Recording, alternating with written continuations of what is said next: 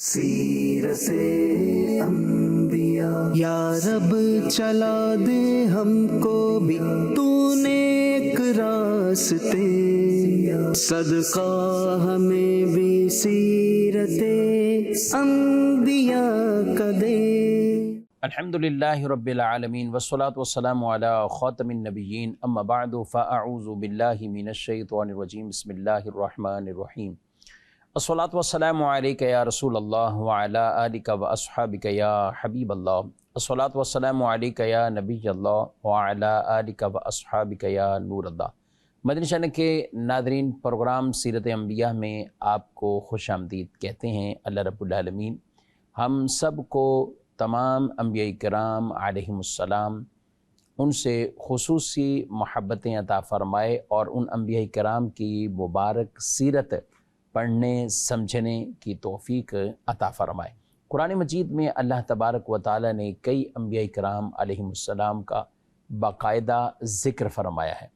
اور انہی میں سے ایک نبی حضرت اسماعیل علیہ السلام بھی ہیں۔ حضرت اسماعیل علیہ السلام حضرت ابراہیم علیہ السلام کے بڑے بیٹے ہیں، شہزادے ہیں، اور ابراہیم علیہ السلام کو جو اولادیں ہوئیں وہ بڑھاپے میں جا کر اولادیں ہوئیں، یعنی پہلے ابراہیم علیہ السلام کے ہاں جو پہلی اولاد حضرت بی بی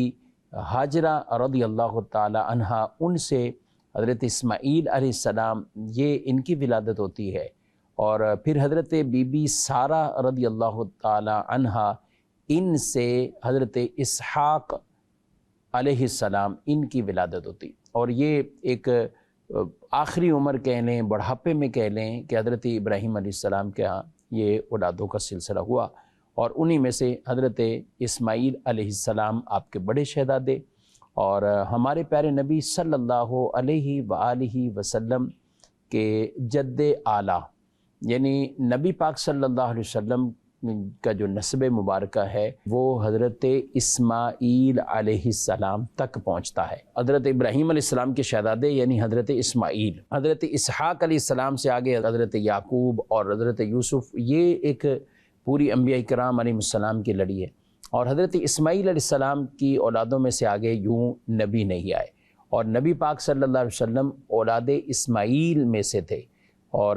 یہود میں ایک اعتراض کیا تو ان میں ایک وجہ انہوں نے کہا کہ چونکہ حضرت اسحاق علیہ السلام سے سارے نبی آئیں، اسماعیل علیہ السلام کی اولاد میں سے تو کوئی نبی آئی نہیں ہے، لیکن اللہ تبارک و تعالیٰ نے ارشاد فرمایا ہے، اللہ اعلم حیث یجعل رسالتہ، اللہ بہتر جانتا ہے کہ وہ اپنا رسول کسے بنائے، کسے وہ رسالت عطا فرمائے۔ تو حضرت اسماعیل علیہ السلام آپ سے وابستہ بہت سی یادیں ہیں، اور اتنی یادیں ہیں کہ آج بھی ہم ان کا ذکر کرتے ہیں، یعنی نبی پاک صلی اللہ علیہ وسلم دین ابراہیمی، ملت ابراہیمی پر، اور کئی ایسے احکامات جن کا تعلق ابراہیم علیہ السلام، اسماعیل علیہ السلام، ان میں ہم دیکھیں تو صفا مروہ میں تو ان کی یادیں ہیں، ان کی والدہ محترمہ بی بی ہاجرہ رضی اللہ تعالیٰ عنہا وہاں دوڑی تو ان کی یاد ہے، اور اسے اللہ تعالیٰ نے شاعر اللہ فرمایا، اور انہی سے یہ بھی یاد ہے کہ آپ علیہ السلام کو ذبیح اللہ کہا گیا، آپ قربانی کے لیے تیار ہو گئے، اور بڑی چھوٹی سی عمر ہے، اللہ اکبر، تو اس واقعے کو بھی انشاءاللہ سنیں گے۔ تو اسماعیل علیہ السلام، آپ کی ولادت مبارکہ، تعارف، اور پھر کچھ آپ علیہ السلام کے بارے میں جو قرآن نے واقعات بیان کیے ان کا بھی ذکر کریں گے۔ اول تاخیر ہمارے ساتھ آپ پروگرام میں شامل رہیے۔ حضرت ابراہیم علیہ السلام جب آپ فلسطین کے ارض مقدس پر پہنچے، اور وہاں آپ نے اللہ کی بارگاہ میں دعا کی، ربی حب لی من الصالحین، اے میرے رب مجھے نیک اولاد عطا فرما، نیک اولاد عطا فرما۔ یہ دعا قبول ہوئی، اور اللہ تعالیٰ نے ارشاد فرمایا، فبشرناہ بغلام حلیم،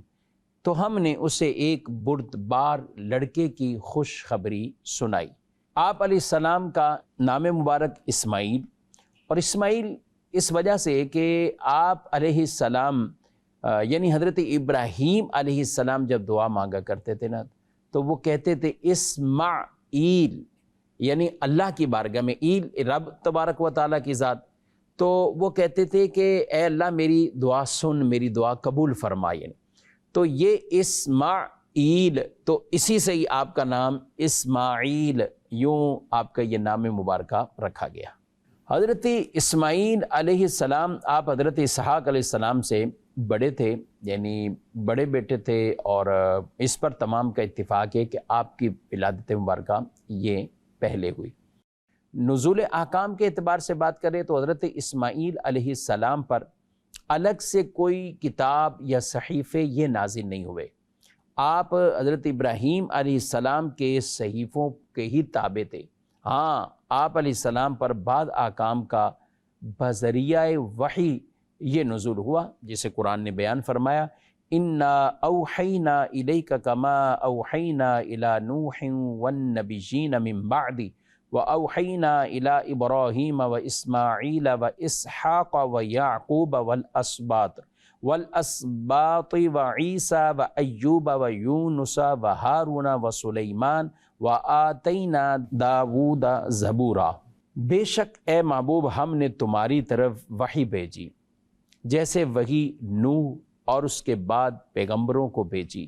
اور ہم نے ابراہیم اور اسماعیل اور اسحاق اور یعقوب اور ان کے بیٹوں اور عیسیٰ اور ایوب اور یونس اور ہارون اور سلیمان کو وحی کی، اور ہم نے داؤد کو زبور عطا کی۔ تو یوں ہے کہ آپ علیہ السلام پر بذریعہ وحی بعض احکامات یہ نازل ہوئے۔ اسماعیل علیہ السلام سے، آپ کی اولاد مبارکہ کے حوالے سے،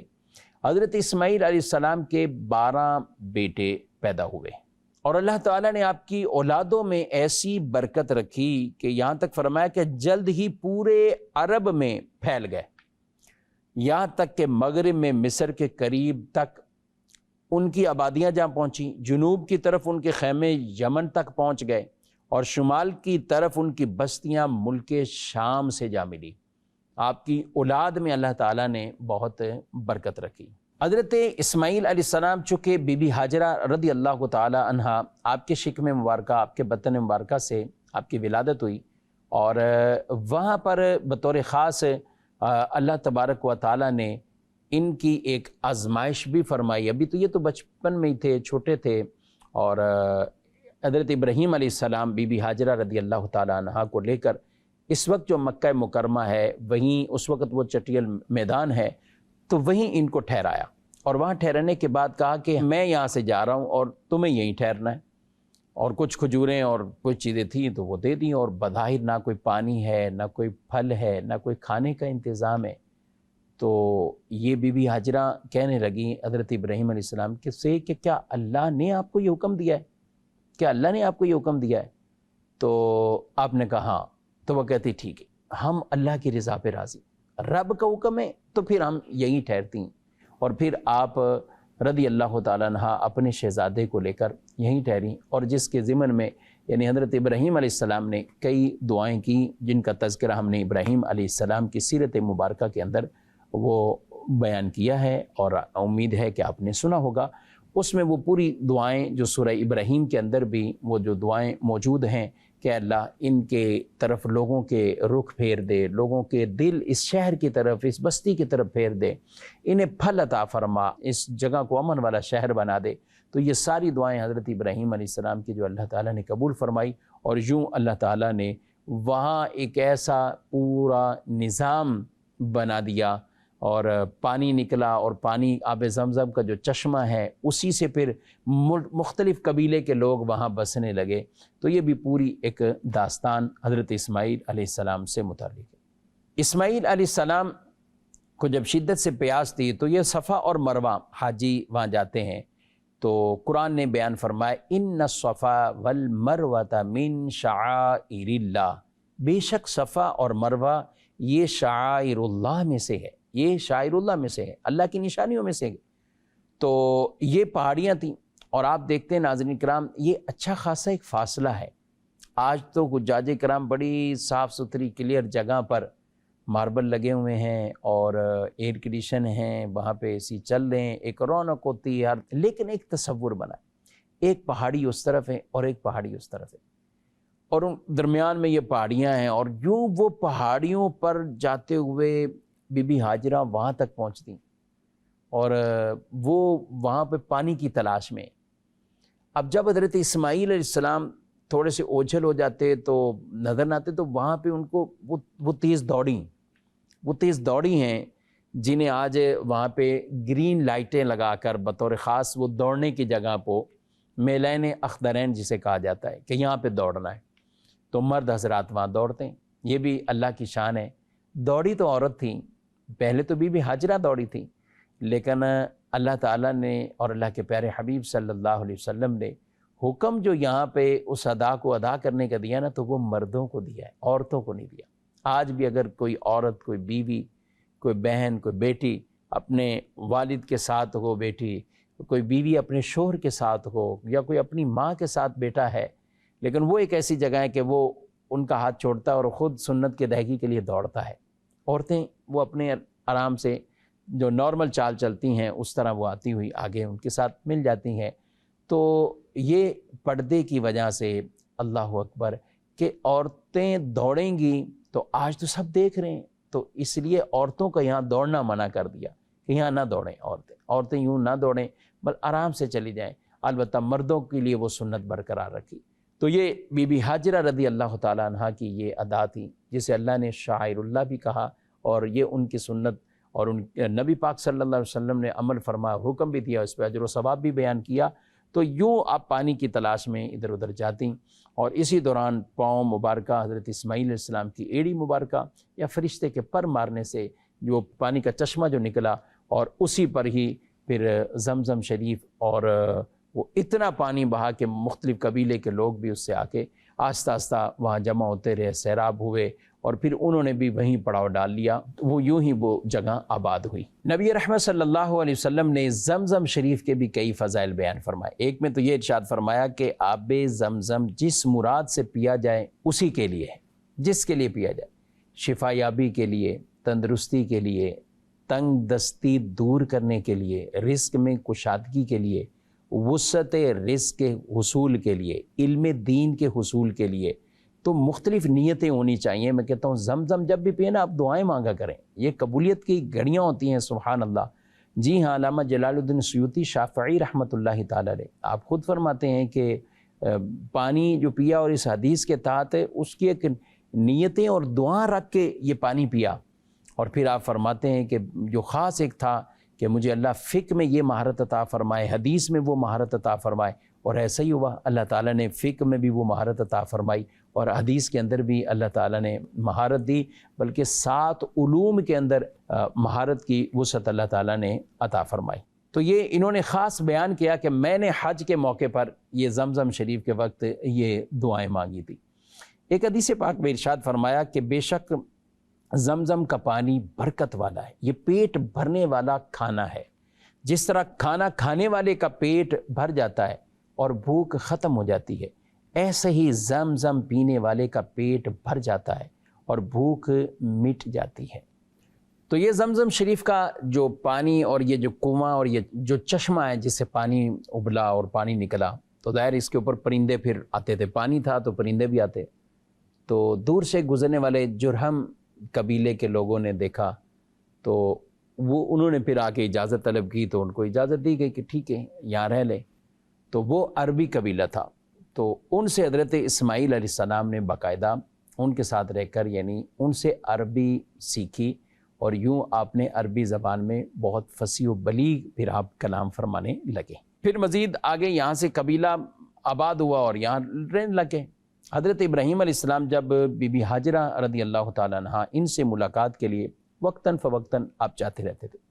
اور کچھ وہاں رہتے تھے پھر واپسی آ جاتے تھے۔ اب جب حضرت اسماعیل علیہ السلام آپ اتنے بڑے ہو گئے کہ کچھ ہاتھ بٹانے والے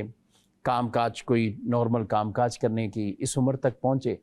تو اسی وقت حضرت ابراہیم علیہ السلام کو پھر وہ عظیم خواب آیا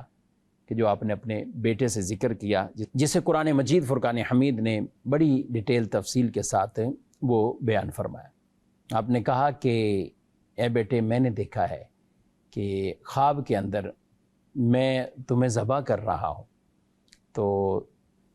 آپ کیا کہتے ہو، تمہاری رائے کیا ہے؟ قال یا ابت افعل ما تؤمر ستجدنی ان شاء اللہ من الصابرین۔ کہا کہ اے ابا جان، آپ کر گزریے جو اللہ نے آپ کو حکم دیا ہے، آپ مجھے صبر کرنے والوں میں سے پائیں گے، صبر کرنے والوں میں سے پائیں گے۔ تو یوں حضرت ابراہیم علیہ السلام گھر سے جب لے کر نکلے، اور پھر بھی آگے ایک یہ مسئلہ بھی تھا، اس طرح کی بھی آزمائش تھی کہ شیطان بڑا بدبخت ہے، وہ چاہتا ہی نہیں کہ کوئی رب کی اطاعت کرے، رب تعالیٰ کے حکم کے مطابق کوئی عمل کرے۔ تو اس نے آ کے بی بی ہاجرہ سے طرح طرح سے کہنے لگے کہ یہ ایسا ایسا ہے کہ یہ تو ابراہیم علیہ السلام ذبح کرنے جا رہے ہیں۔ تو انہوں نے کہا کیسے ہو سکتا ہے وہ ذبح کرے، اپنے بیٹے کو کیسے کوئی کر سکتا ہے؟ کہا نہیں، وہ کر دیں گے، اس لیے کہ انہیں اللہ کا حکم ہے۔ تو بی بی ہاجرہ کہنے لگی اللہ کا حکم ہے تو پھر ایک اسماعیل نہیں، اگر اس کی جگہ کئی اسماعیل ہوں تو وہ اللہ کے نام پہ قربان کر دیں گے، تو پھر انہیں جانے دے۔ تو یوں شیطان وہاں سے مایوس ہوا، اور پھر جب یہ مایوس ہوا یہاں تو دوبارہ حضرت ابراہیم علیہ السلام کے پاس یہ چلا گیا شیطان، اور کہا کہ ہو سکتا ہے خواب میں شیطان کی طرف سے بھی ہوتے ہیں، خواب تو ایسے بھی ہوتے ہیں، آپ نہ ایسا کریں۔ تو انہوں نے کہا نہیں، یہ ضرور یہ شیطان مردود ہے جو مجھے اس طرح کے خیالات پیدا کر رہا ہے۔ تو یہ ابراہیم علیہ السلام نے بھی جھٹک دیا،